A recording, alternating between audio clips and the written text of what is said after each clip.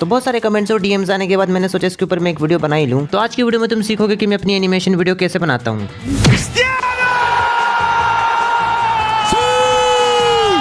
पहले तो सिर्फ मैं एनिमेशन वाला पार्ट कवर करने वाला था, पर फिर मैंने सोचा पूरी प्रोसेस ही बता देता हूँ ताकि तुम वीडियो बनाना सीख सको और तुम्हें कोई कंफ्यूजन न रह जाए। और अगर फिर भी कोई कंफ्यूजन हो तो इंस्टाग्राम पे डीएम कर देना।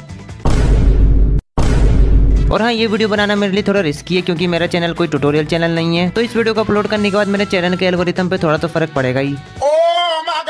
पर क्योंकि तुम्हारी वजह से ही चैनल इतना ग्रो हुआ है तो इतना तो कर ही सकता हूँ। तो इस वीडियो को मैंने 3 सेक्शन में डिवाइड करा है। सेक्शन 1 में होगा प्री वर्क, सेक्शन 2 में एनिमेशन और सेक्शन 3 में एडिटिंग। तो शुरुआत करते हैं सेक्शन 1 से। तो सबसे पहले वीडियो का टॉपिक डिसाइड होता है। टॉपिक के हिसाब से थंबनेल बनाता हूँ और वीडियो की स्क्रिप्ट लिखता हूँ। फिर स्क्रिप्ट के हिसाब से वॉइस रिकॉर्डिंग करता हूँ और स्टोरी बोर्ड बनाता हूँ। और वॉइस रिकॉर्डिंग में अपनी फाइल्स को डायलॉग्स के हिसाब से रीनेम कर देता हूँ।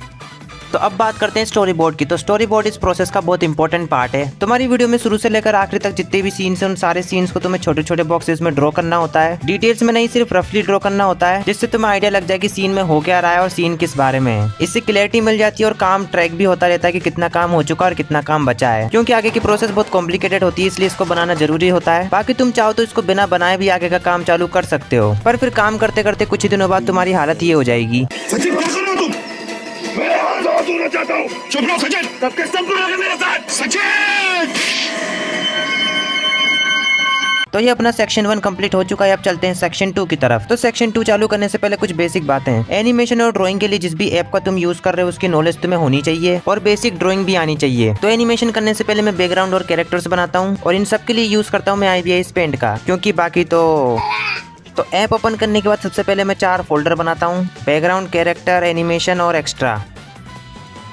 बैकग्राउंड वाले फोल्डर में आके 9020x1080 का साइज लेके मैं बैकग्राउंड बनाना चालू करता हूँ। और मेरी स्क्रीन पर एरो इसलिए आ रहा है क्योंकि मैंने ड्राइंग टैबलेट कनेक्ट कर रखा है। ड्राइंग टैबलेट से काम आसान और जल्दी हो जाता है। ये सारी वीडियोस मैंने उंगली से बनाई है तो तुम जाके देख सकते हो। और बैकग्राउंड तुम अपनी इमेजिनेशन से बना सकते हो या फिर किसी चीज का रेफरेंस भी ले सकते हो। मुझे कार्टून का रेफरेंस लेना ज्यादा पसंद है क्योंकि काम आसान और जल्दी हो जाता है। तो सबसे पहले बैकग्राउंड का रफ स्केच बनाता हूँ। अगर वीडियो ज्यादा फास्ट लगे तो उसको स्लो करके देख लेना। फिर एक नई लेयर में फाइनल आउटलाइन बनाता हूँ। और जितनी भी चीजें मैंने इस वीडियो में बताई है उनको अगर तुम डिटेल में सीखना चाहते हो तो डिस्क्रिप्शन में मैंने हर एक चीज की वीडियो प्रोवाइड कर दी है, वहां से तुम उन सब चीजों को डिटेल्स में सीख सकते हो।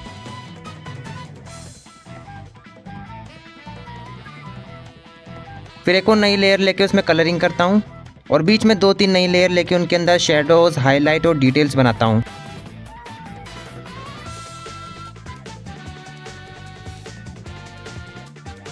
और मेरी लेयर की पोजीशन कुछ ऐसी होती है। सबसे ऊपर आएगी आउटलाइन वाली लेयर, बीच में आएगी शेडोज, हाइलाइट्स और डिटेल्स वाली लेयर और सबसे लास्ट में होगी अपनी कलर वाली लेयर। फिर यहाँ से ऐड लेयर फ्रॉम कैनवस करके save layer as transparent PNG कर देता हूँ। इसी तरीके से सारे बैकग्राउंड्स बनाने के बाद फिर मैं कैरेक्टर्स वाले फोल्डर में जाता हूँ और सारे कैरेक्टर्स बनाता हूँ। सबसे पहले बैकग्राउंड ऐड करता हूँ और बैकग्राउंड इसलिए ऐड करता हूँ ताकि मुझे अंदाजा हो कैरेक्टर कितना बड़ा या छोटा बनाना है। फिर वही same process, rough sketch, outline, colouring, shadows, highlight और डिटेल्स।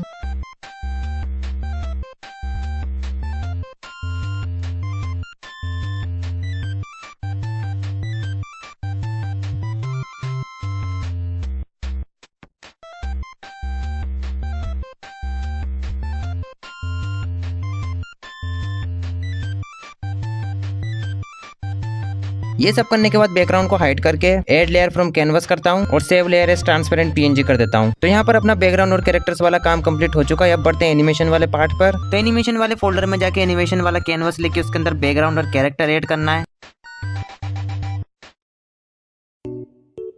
तो जितने भी पोज तुम्हें कैरेक्टर को देना उतनी बार फ्रेम को डुप्लीकेट कर देना और हर एक फ्रेम पे अलग अलग पोज बनाना और सारे पोज एक न्यू लेयर में बनाना।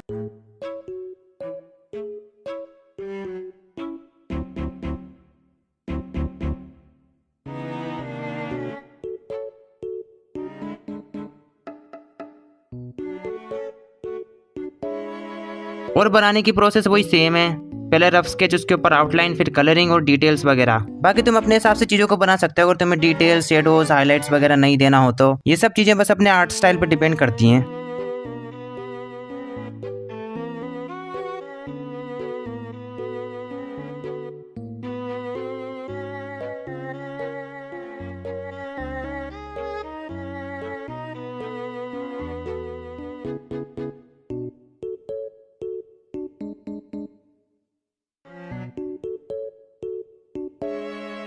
पूरे पोज बन जाने के बाद सारे पोज को तुम्हें सेव एज ट्रांसपेरेंट PNG करके सेव कर लेना है। फिर बैक आके तुम्हें एक और एनिमेशन का कैनवस लेना है। इसका फ्रेम 12 पर सेट करके इसके अंदर बैकग्राउंड और कैरेक्टर ऐड कर देना। फिर इस फ्रेम को 4-5 बार डुप्लीकेट करके जो भी हैंड्स तुमने ड्रॉ करे थे उन सारे हैंड्स को अलग अलग फ्रेम पे ऐड कर देना है।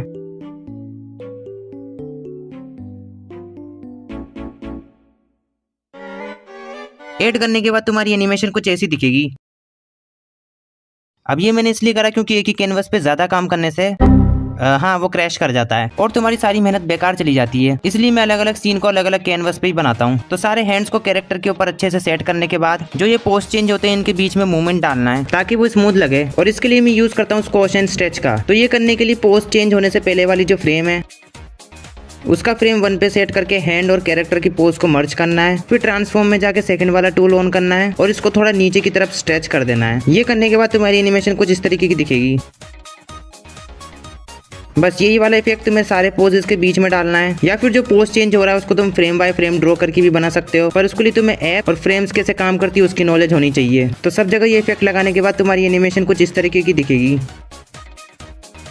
इसी तरीके से तुम्हें सारे सीन्स बना के सेव कर लेने हैं। तो ज्यादातर मेरी वीडियो इसी तरीके से बनती है, बस कभी कभार कुछ सीन्स ऐसे होते हैं जिसमें अलग तरीके से एनिमेशन यूज करनी पड़ती है। तो ये अपने एनिमेशन का काम कंप्लीट हो चुका है। अब कुछ एक्स्ट्रा चीजें जो तुम्हें बनानी पड़ेंगी, जिसमें से पहला है माउथ एनिमेशन जो कि तुम इस वीडियो से देख के बना सकते हो, और दूसरी है कैरेक्टर की आईज। तो एक्स्ट्रा वाले फोल्डर में कोई सा भी कैनवस उठा के उसमें तुम्हें कैरेक्टर ऐड करना है, अलग अलग एक्सप्रेशन के हिसाब से आईज बना देना और सबको सेव एज ट्रांसपेरेंट कर देना। तो ये अपना सेक्शन 2 कंप्लीट हो चुका है। अब चलते हैं सेक्शन 3 की तरफ। लेकिन उससे पहले ये क्या, तुमने वीडियो से इतना कुछ सीख लिया लेकिन अभी तक वीडियो को लाइक और चैनल को सब्सक्राइब नहीं करा। अगर ऐसी बात है तो फिर मैं भी नहीं बता रहा आगे क्या करना है।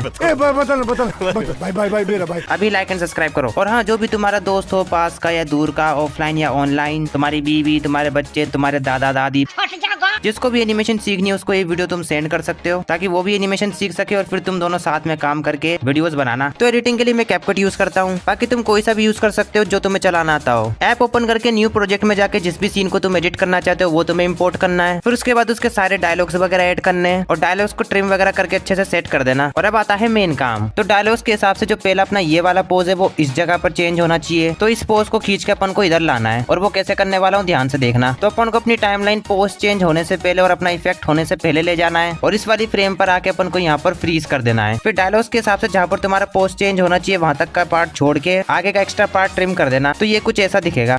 तुम यूज कर रहे हो उसकी नॉलेज तुम्हें होनी चाहिए। तो इसी तरीके से तुम्हें सारे पोजेस को डायलॉग्स के हिसाब से सेट करना है और सब कुछ अच्छे से सेट हो जाने के बाद तुम्हें कैरेक्टर के ऊपर आईज और माउथ एनिमेशन लगा देना है। और माउथ एनिमेशन का बैकग्राउंड क्लियर करने के लिए उस लेयर को सिलेक्ट करना है। फिर यहाँ बैकग्राउंड रिमूवल में जाके क्रोमा की सिलेक्ट करना है और ग्रीन वाला कलर पिकअप कर लेना है। तो तुम्हारा बैकग्राउंड पूरी तरीके से रिमूव हो जाएगा और फिर इसको अपने कैरेक्टर के ऊपर लगा के स्पीड वगैरह अपने हिसाब से एडजस्ट करके इसको एक्सपोर्ट कर देना है।